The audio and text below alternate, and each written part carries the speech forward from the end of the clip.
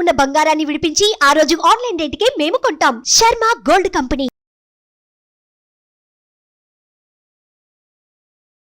Hi, welcome to our channel. ఈరోజు మనతో పాటు ఉన్నారు భారతీ శంకరపీఠ వ్యవస్థాపకులు శ్రీ అన్నవరపు తిరుపతిమూర్తి అవధాని గారు. నమస్కారం గురువు గారు. ఓం శ్రీ మహాగణాధిపతయే నమః. సార్, మంగళవారం మదన పౌర్ణమి అని అంటున్నారు. సో ఆ రోజు ఏం చేయాలి? ముఖ్యంగా ప్రశాంతంగా ఇంట్లో ఉండమనండి. ఏది చేయకుండా ఉండడమే ప్రశాంతత ఉంది, ఆరోగ్యానికి మూలం. ఏదో ఒకటి చేసి సంబంధం లేని అనారోగ్యాలు తెచ్చుకోవడం అవసరమా? చైత్ర పౌర్ణమి, చిత్తా నక్షత్రం, మంగళవారం. ఒక్కటి అర్థం చేసుకొని జాగ్రత్తగా అనుసరిస్తాము అంటే దీనివలన ఏదో పైనుంచి లక్ష్మీ అమ్మవారు ధనాన్ని కురిపిస్తుంది, వైకుంఠాన్ని క్రాస్ చేసింది, కైలాసం దాటొచ్చింది, కాళ్ళ ముందు పడింది, మనం కళ్ళతో చూడటం కుదరలేదు అనే మాటలు అబద్ధం. కొన్ని ప్రయోగాలు చేయటం వలన ఏదో పైనుంచి మూటలు పడతాయి అనే మాట పచ్చి అబద్ధం. కాకపోతే మనకు కొన్ని చేయటం వలన దారి అనేటువంటిది కనిపిస్తుంది. ఓకే, ఆ దారి అనేటువంటిది కనిపిస్తే దాన్ని పెట్టుకొని మనం ఎటైనా వెళ్ళొచ్చు. ఆ దారి కనిపించకపోతే, మీరు హైవే మీద వెళ్తున్నారు, చక్కటి అమావాస్య, మీ కారుకి లైట్లు అయిపోయినాయి, మీరు వెళ్తారా ఆగిపోతారా? ఆగిపోతాం. ఎక్కడికి వెళ్ళాం. ఏదైనా వెహికల్ వెళ్తుంటే ఆ వెహికల్ లైట్ని చూసుకుంటూ జాగ్రత్తగా వెళ్ళాలి మినహాయిస్తే మనకు స్వతహాగా ఎంత డ్రైవింగ్ వచ్చినా వెళ్ళడం. అక్కడ ఏం కనిపించింది ముందు రోడ్డు. అలా అటువంటప్పుడు మనం ఏం చేసుకుంటూ ఉంటాము, వెనక నుంచి ఏదైనా ఒకటి రావాలి, ఒక వెహికల్ లారీ లాంటిది వస్తుంటే అప్పటివరకు 100 లారీలు మనం క్రాస్ చేసుకుంటూ వస్తాం. కానీ అక్కడ ఆగి ఒక లారీ వెనక నుంచి క్రాస్ చేసుకుంటూ వస్తుంటే ఆ లారీ వెళ్తురు చూసుకుంటూ మనం జాగ్రత్తగా వెళ్తూ ఉంటాం. అంటే గమ్యం చేరడానికి జాగ్రత్తలు. అలానే చైత్ర పౌర్ణమి మనకు చిత్తా నక్షత్రం, మంగళవారం అంటే కుజుడికి సంబంధించింది. నక్షత్రం కూడా అయిందే. బయటికి ఎక్కడికి వెళ్ళక్కర్లా, ఇంట్లో కూర్చొని చేసుకునే చిన్న రెమెడీస్ చేసుకోగలిగితే వాళ్ళకి అప్పుల్లో కూరుకుపోయో రుణాలు తీర్చుకోలేక పరిస్థితులు ఉన్న వాళ్ళకి రుణం తీరడానికి మార్గం కనిపిస్తుంది. అంతే తప్పితే అమాంతం ఎవరో వచ్చి చెక్కిచ్చేశారు ఉన్నట్టుండి పైనుంచి ఏం పడదు.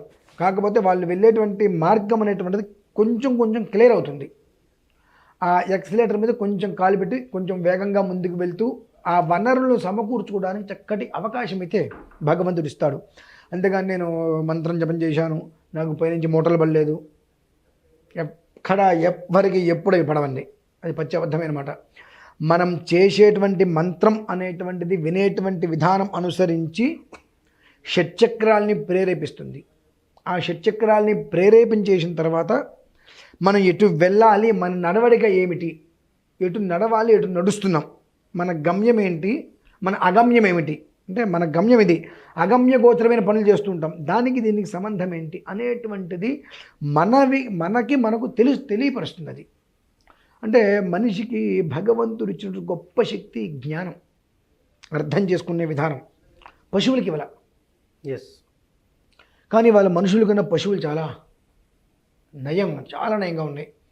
వాటికి అర్థమవుతుంది మనిషి బాధపడుతుంటే, అరే ఓ మనిషి బాధపడుతున్నాడు, వాడు నాలాగా కాదు, విశ్వాసం గలవాడు కాదు, వాడు విశ్వాసహీనుడే, అయినప్పటికీ కూడా నేను విశ్వాసమైన మనిషిని, నేను విశ్వాసమైన జంతువుని అంటున్నారు కదా, నా విశ్వాసం చూపించాలని చెప్పి కుక్కలు చూపిస్తుంది. మనుషులు మాత్రం అటువంటి పరిస్థితి ఉంది. అటువంటి అంటే భగవంతుడి ఇవ్వడంలో ఎవరికి లోటు చేయలేదండి.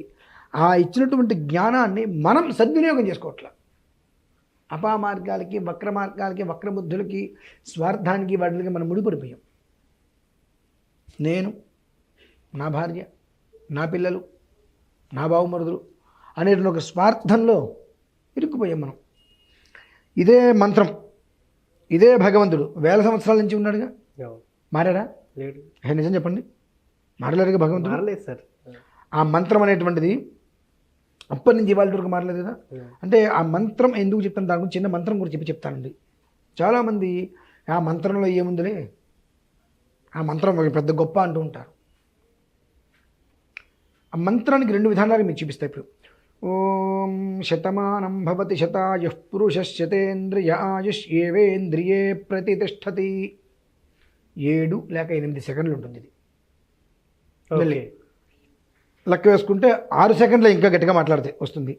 ఈ మంత్రాన్ని ఓం శతమానం భవతి భవతి శతమానగుం శతమానం భవతి శతాయుశ్శతాయుర్భవతి శతమానగుం శతమానం భవతి శతాయు శతమానమితి శతమానం భవతి శతాయుశ్శతాయుర్భవతి భవతి శతాయుః పురుషః పురుషశ్శతాయుర్భవతి భవతి శతాయుః పురుషः శతాయుః పురుషః పురుషశ్శతాయుశ్శతాయుః పురుషశ్చతేంద్రియశ్చతేంద్రియః పురుషశ్చతాయుశ్శతాయుః పురుషశ్చతేంద్రియः శతాయురితి శతాయుః పురుషశ్చతేంద్రియశ్చతేంద్రియః పురుషః పురుషశ్చతేంద్రియ ఆయుష్యాయుషి శతేంద్రియః పురుషః పురుషశ్చతేంద్రియ ఆయుషి శతేంద్రియ ఆయుష్యాయుషి శతేంద్రియశ్చతేంద్రియ ఆయుష్యేవైవాయుషి శతేంద్రియశ్చతేంద్రియ ఆయుష్యేవ శతేంద్రియ ఇది శత ఇంద్రియః ఆయుష్యేవైవాయుష్యాయుష్యేవేంద్రియ ఇంద్రియ ఏవాయుష్యాయుష్యేవేంద్రియే ఏవేంద్రియ ఇంద్రియ ఏవైవేంద్రియే ప్రతి ఇంద్రియ ఏవైవేంద్రియే ప్రతి ఇంద్రియే ప్రతి ఇంద్రియ ఇంద్రియే ప్రతిష్టతి తిష్టతి ప్రతి ఇంద్రియ ఇంద్రియే ప్రతిష్టతి ప్రతిష్టతి తిష్టతి ప్రతిష్టతి తిష్టతి తిష్టతి. ఎంతసేపు పట్టిందండి? అంతే సార్, ఒక 1 minute బట్టి. అంటే 6 సెకండ్లు. శతమానం భవతి శతాయుః పురుషశ్చతేంద్రియ ఆయుష్ ఏవేంద్రియే ప్రతిష్టతి. 6 నుంచి 7, 8 సెకండ్ల లోపు ఉన్నటువంటి మంత్రాన్ని ఘన విధానంలో చెప్పాలంటే 1 నిమిషం పట్టింది. ఇటువంటిది మేము ఒక క్వశ్చన్ అంటే ఒక ప్రశ్న మాకు ఉంటుంది, సుమారుగా ప్రశ్నే 40 సెకండ్లు ఉంటుంది. ప్రశ్న నార్మల్గా 40 సెకండ్లు అంటే దాన్ని ఈ రూపంలో చెప్పాలంటే ఒక్కొక్కటి ఎంతసేపు పడుతుందండి? ఎంత కష్టపడితే, ఎన్ని సంవత్సరాలు సాధన చేస్తే. వివస్వాదిత్యేషతే సోమపీఠస్థేన మందస్వత్తేన తృప్యస్వతే వయం తర్పయతారో యా దివ్యావృష్టిస్తయ ఆస్వాస్త్రీనామి తేన మందస్వతేన తృప్యాస్మతే ఉంది.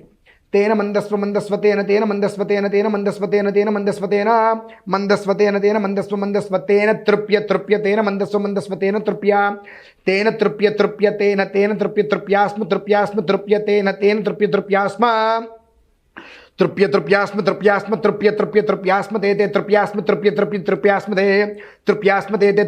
తృప్యాస్మతే వయం తే తృప్యాస్మతే వయం. అంటే నాలిక అనేటువంటిది ఏ విధానంలో ఎంత వేగంగా తిరుగుతూ ఉండాలండి. ఎంత మంత్రం అనేటువంటిది సాధించడం తేలికైన విషయం కదండి. ఆ మంత్రం ఎందుకు గొప్ప అనుకుంటే ఇక్కడికి వచ్చి కూర్చుంటే తాడు తెగుతుంది ఒక్కొక్కడికి, నరాలు తెగుతండి.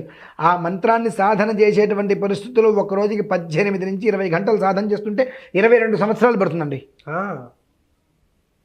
అంటే ఇక్కడ కూర్చొని చెబుతున్నాము విషయాలు అంటే, ఇప్పుడు చైత్రపౌర్ణమి ఎందుకు చెబుతున్నానంటే ఈ మంత్రం ఈ శ్లోకం నేను పారాయణ చేస్తే నిజంగా జరుగుతుందా? ఎన్ని సంవత్సరాలు కఠిన సాధన చేస్తే మేము ఇవాళ ఇంతవరకు వచ్చాం. నేను ఏదో ముక్కు మూసుకుంటే 10 నిమిషాలు కూర్చుంటే అయిపోతుందా? కనీసం మాత్రం కొంచెమే సాధన చేయాలిగా. 1,00,000 సార్లు కాదు, 1000 సార్లైనా మనం దాన్ని సాధన చేయగలగాలిగా. ఎక్కంగానే నీకు బండి రావట్లేదు కదండి. బండి వచ్చేస్తుంది ఎక్కంగానే, సైకిలే వెంటనే రావట్లేదు కదా. అటుపడో ఇటుపడో కింద పడో దెబ్బలు కూడా తగులుతున్నాయి. అంటే మంత్రం మాత్రం వినగానే ఫలితాలు వచ్చేయాలి. నేను ఒకసారి విన్నానండి, నాకు ఫలితం రాలేదు. కఠోరమైన సాధన అండి. ఆ సాధన కనుక చేస్తే కొంచెమైనా, సాధన అంతా అట్లాగా మేము చేసేసాం, అది ఆ రోజు చెప్పుకోవాల్సిన చిన్నవే. ఆ మంత్రం అనేటువంటిది వాళ్ళ శ్లోకం, దాన్ని వాళ్ళు చదువుకున్నా, కనీసం చదువుకోవడానికి అవకాశం లేదు. అక్కడ కూర్చొని ప్రశాంతంగా విన్నా 1000 సార్లు విన్నామండి. కుజుడికి 7 సంఖ్య, ఆ 7 తోటి 7 ఏళ్ళు వేసుకోమనండి.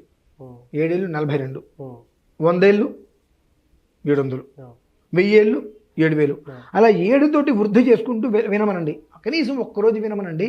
వాళ్ళకి ఒక ప్రశాంతత వస్తుంది. మంగళవారం నుంచి మళ్ళీ మంగళవారం వరకు 8 రోజులు ఒక్క 10 నిమిషాలు వినటము చదవటము చేసినట్లయితే ఒక మార్గం అనేటువంటిది వాళ్ళకి కనిపిస్తుందండి, ఖచ్చితంగా కనిపిస్తుంది. ఇచ్చేటువంటి శ్లోకం కూడా నాలుగు అంత తొందరగా తిరగదు.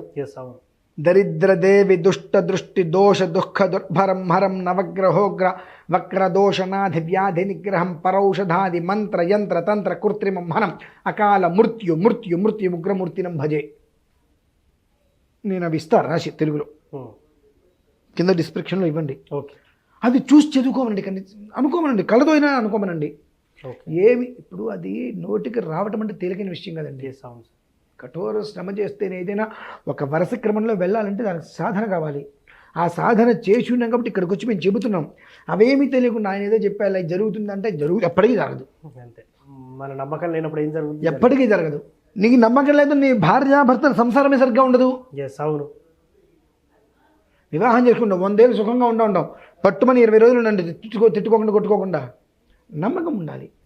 నమ్మకం ఉంటే సాధించలేనిది ఏమీ లేదు. ఇవాళ లైట్లు ఉన్నాయండి, మీరు చేశారు, నేను చేశాను. భగవంతుడు అయితే లైట్ ఇవ్వలేదుగా. ఎస్, అవును. ఒక మనిషేగా సృష్టించింది, రైలు సృష్టించింది, విమానాన్ని కనిపెట్టింది మనిషే కదండి, అవును. కాదా? అవును సార్, అవును. ప్రతి ఒక్కటి కనిపెట్టింది మొత్తం ఒక మనిషే. అవును. ఆ మనిషినిచ్చింది, మనిషిని కనిపెట్టింది భగవంతుడు. ఎస్. భగవంతుడు వాడికి ఆ మేధస్సును ఇచ్చాడు. ఆ మేధస్సును ఉపయోగించుకొని కొంతమంది ఇలా చేస్తున్నారు, ఆ మేధస్సును ఉపయోగించుకొని కొంతమంది నాశనం చేస్తున్నారు. ఆ మేధస్సు కొంతమంది ఏముందిలే, ఏదో ఉంది, ఆ ఉన్నదని తెలుసుకోవాలనుకోవడానికి ఏముంది అనుకోవడానికి తేడా ఉంటుందండి. సో ఫైనల్గానైతే మదన పౌర్ణమి రోజు మీరు చెప్పిన ఆ మంత్రం అనేటువంటి శ్లోకం, అది శ్లోకం వింటే సరిపోతుంది. మనస్సులో అనుకోమనండి. ఓకే. వాళ్ళు ఏం లేదు, వాళ్ళ తాపత్రయం ఎలా ఉండాలంటే 2 ఇస్తాను, ఆ రెండిట్లో ఏదో ఒకటి అది చూడకుండా వాళ్ళు చదువుకోగలగాలండి. ఓకే. దరిద్ర దేవి దుష్ట దృష్టి దోష దుఃఖ బ్రహ్మరం నవగ్రహోగ్ర వక్ర దోషనాథ వ్యాధి నిగ్రహం పరౌషధాది మంత్ర యంత్ర తంత్ర కృత్రిమహనం అకాల ఉగ్రమూర్తినం భజే అని వాళ్ళు ప్రశాంతంగా ఒక్కసారి ఏ ఒక అక్షర దోషం లేకుండా ఒక్కసారి చెప్పుకోగలిగితే భగవంతుడు అనుగ్రహిస్తాడండి. అంటే ఆ ఒక్కసారి మనం చెప్పుకోవాలంటే ఎంత సాధించాలి, సాధన చేయాలి తెలుసుకోవాలి. Okay sir, thank you very much. So చూశారు కదా, చైత్ర పౌర్ణమి రోజు ఏ మంత్రం చదవాలనేది గురువు గారి మాటల్లో విన్నాం. ఇది వాటి కార్యక్రమం, మరో కార్యక్రమం మళ్ళీ కలుద్దాం. Thank you. సుమన్ టీవీలో మీ పర్సనల్ అండ్ బిజినెస్ ప్రమోషన్స్ కోసం కింది నెంబర్కి కాంటాక్ట్ చేయండి.